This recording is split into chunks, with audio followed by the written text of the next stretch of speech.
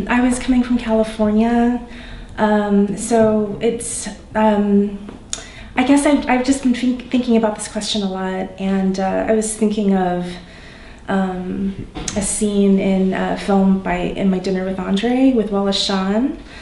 And there was this really sort of poignant moment when he's in the subway and he's thinking, and he's saying how he grew up on the Upper East Side in New York City.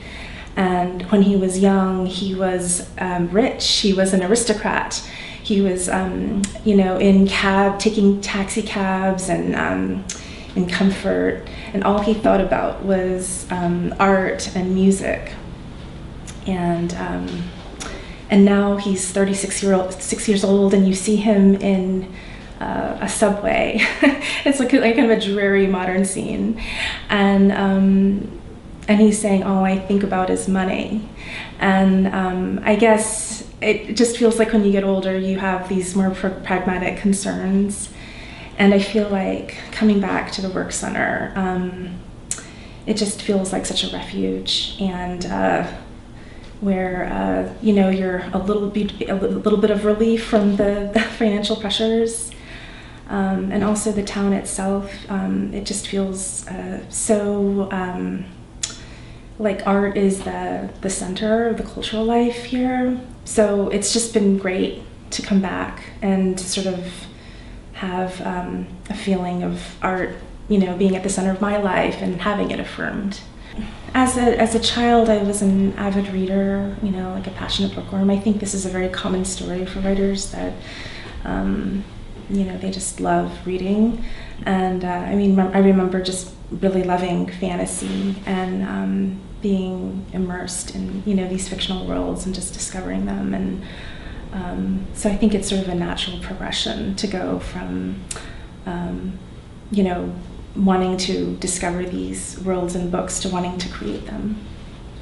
I think when you're beginning to write, often you kind of writing in a very schematic way, and you identify your subject, and you're kind of like hammering on the theme, and so it can seem very heavy-handed and explicit. Whereas I think his comment was just so helpful in the idea that you sort of just are discovering the meaning as you write, and sort of letting the meaning arise through the writing rather than imposing the meaning on the story. I think it's really good to let yourself write more freely, and to take those digressions. They might seem like digressions from your original plan, but that's where the surprises lay in your writing. And that's, I think, what makes the story feel more organic and less contrived. I'm going to read an excerpt from my novel, A Mirror for the Romantic. It's about a 61-year-old woman, a Taiwanese-American woman who has suffered economic distress, and she's about to lose her home. So it's sort of about how, I guess, her financial situation evokes different responses in her family, and how they're going to respond to her financial crisis.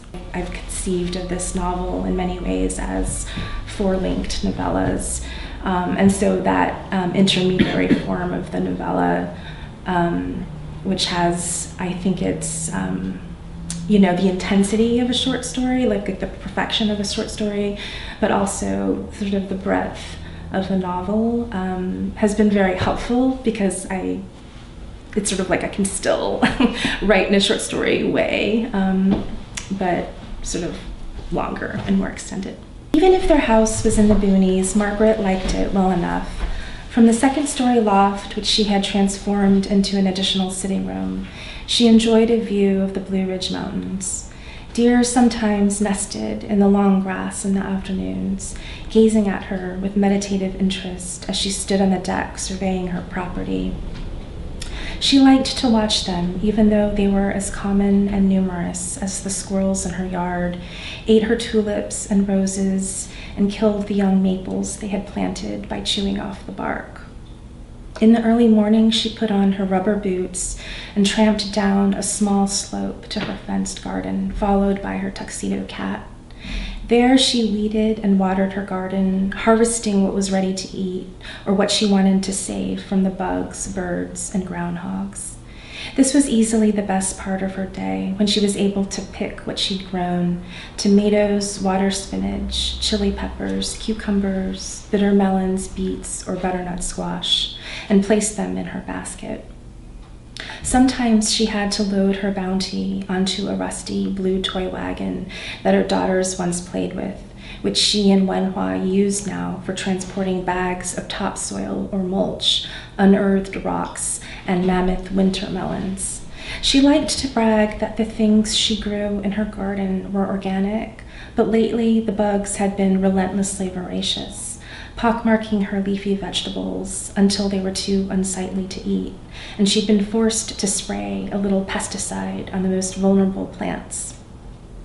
Though their friends mocked them for living in the countryside, their older daughter Winnie had been disappointed that their house was not more remote and secluded. She had envisioned a quaint white farmhouse or genteel stone Tudor set apart by woods and bordered by a creek. But what she encountered on her first visit to their house was something she witheringly labeled a McMansion. She accused her parents of moving to a typical Northern Virginia suburb, only the oversized prefabricated homes weren't crowded together, but spread apart on 10-acre plots.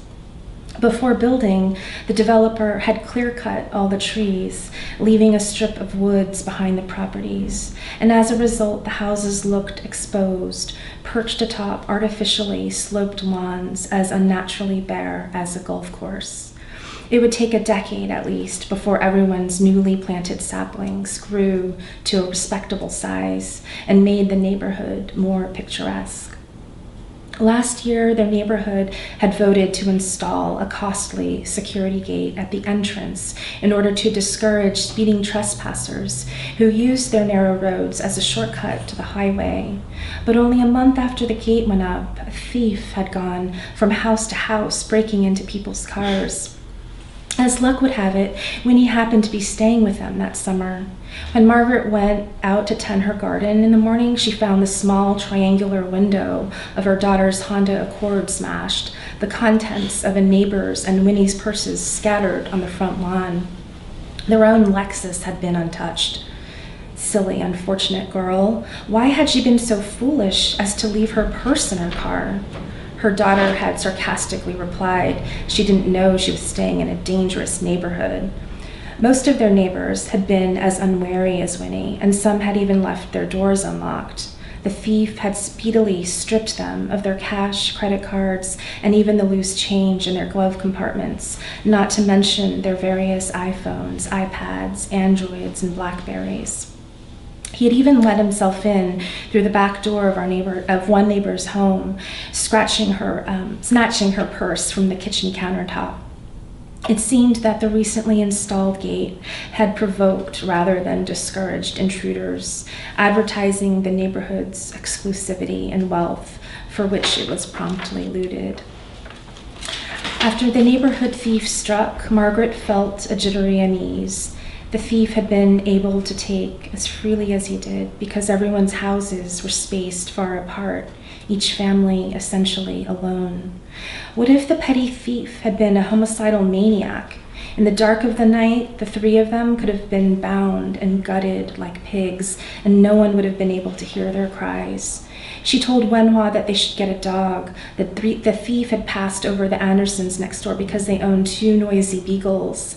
But Wenhua obstinately refused. He'd been afraid of dogs ever since childhood, when a stray had chased him down in the rain and bitten him in the rear.